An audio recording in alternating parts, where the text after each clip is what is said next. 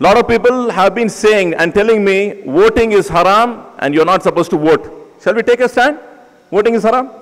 Why? Somebody give the mic here. Sheikh. No, Sheikh. You're the man, you're the scholar. Now voting, one section of people is saying voting is haram. Another section of people is saying voting is permissible under the conditions of what we are seeing in India today.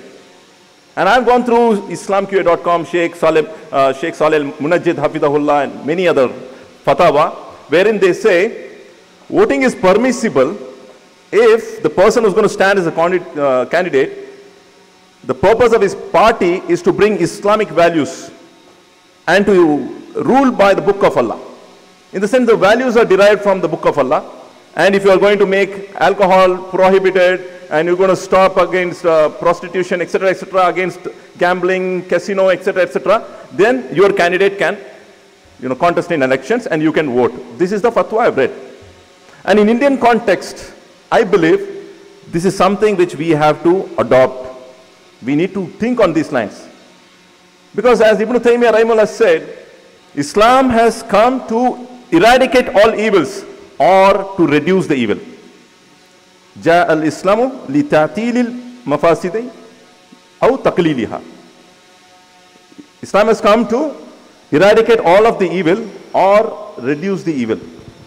So now if you look into that aspect of reducing the evil, we are not able to eradicate all the evils. So how about you see about our participation in politics in a big way? What do you say about that? Assalamu alaikum wa rahmatullahi wa barakatuh. Sheikh bin Baz rahmatullah alayhi ने एक rule बयान किया है सूरह अनाम सूरह number 6 आयत number 119 में कि कोई भी चीज़ हराम है तो वो उस वक्त पर हलाल हो जाती है. You can translate in English इंशाल्लाह. कोई भी चीज़ हराम है तो इस्लाम में वो चीज़ हलाल होती है जबकि वो मजबूरी की हालत में हो. ठीक है. तो अगर उलमाए कराम कह रहे हैं कि वोट हराम है तो ये उसका हुक्म है, लेकिन ये चेंज हो सकता है अगर उसकी ज़रूरत पड़ जाए. मिसाल के तौर पे अगर आपसे कोई पूछे कि खिंजीर हलाल है या हराम, तो आप कहेंगे हराम, लेकिन आप कहेंगे मजबूरी में खिंजीर क्या है? हलाल है. परमिसिबल. तो हराम का जिक्र भी कुरान में है, मजबूरी में हलाल का जिक्र भी कुरान में है. तो इसी तरीके से कोई भी चीज़ हराम है तो उसमें हमको वरीड होने की ज़रूरत नहीं है, लेकिन वो मजबूरी में क्या हो जाता है? वो हलाल परमिसिबल होता है. परमिसिबल होता है. तो अखफ़ुद ज़रर है. 4000 कवायद है, कवायद फ़िक़हिया 4000 कायदे हैं, उसमें से एक कायदा है अखफ़ुद ज़रर है. तो उसके लिए शेख सादिक रहमतुल्लाह अलैह कहते हैं वज़िद्दुहु तज़ाहुमुल मफ़ासिदी. कभी सिचुएशन ऐसा आ जाता है कि आपके सामने दो ऑप्शन, एक ऑप्शन होता है कि आपको अब लेना ही लेना है, वो युर्तकबुल अदना मिनल मफ़ासिदी. तो ऐसे वक्त पर आपको सबसे लेसर, सबसे जो कम नुकसान वाला होता है उसको अडॉप्ट करना पड़ेगा.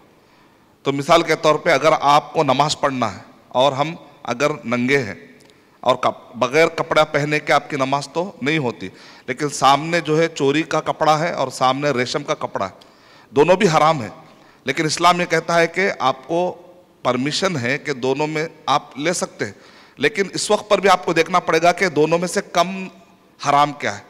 तो उसमें से आपको ये देखना पड़ेगा, तो उसमें आप रेशम लेंगे, चोरी का नहीं, क्योंकि चोरी का हुकूकुल इबाद से है और रेशम हुकूकुल्लाह. हुकूकुल्लाह माफ़ हो सकते, हुकूकुल इबाद एक आदमी का हक लाजिम आएगा. तो इसी तरीके से आप अगर जनरल किसी भी आलिम से पूछेंगे कि ये सिचुएशन है, डेमोक्रेसी में जाएंगे, पार्लियामेंट में जाएंगे, तागूत को कायम करेंगे, वहाँ जाएंगे तो इस्लाम के मुकाबले में आपको डेमोक्रेसी कायम करना पड़ेगा, एक अल्लाह के अलावा आपको कॉन्स्टिट्यूशन, तब जब ऐसा सुनेगा तो वो बोलेगा हराम है, क्योंकि इस्लाम के अलावा आपको कोई और चीज़ के लिए नहीं है. लेकिन वो कहेगा कि हमको यहाँ पर ऑप्शन ये है कि फिलवक्त अगर हम वोट नहीं देंगे तो हमारा वोट मिसयूज होकर उससे ऐसा आदमी आ सकता है जो बड़ा जालिम आ सकता है. अब छोटा जालिम आप ला सकते हैं और बड़ा भी जालिम ला सकते हैं, तो आपको अडॉप्ट करना पड़ेगा, चूज करना पड़ेगा कि कम जालिम को कैसे लाए. Very good. तो ये है उसका. जज़ाकल्लाह खैर Sheikh. Actually, that was really profound. I think most of you understood the Urdu. Everybody, I think most of you have understood, mashallah ta'ala. See, this is the kind of understanding which has to, reach out to every masjid And as we know, if the message is going to be delivered from the masjid, from the member of the khutbah, during the khutbah, then it will go into the entire community.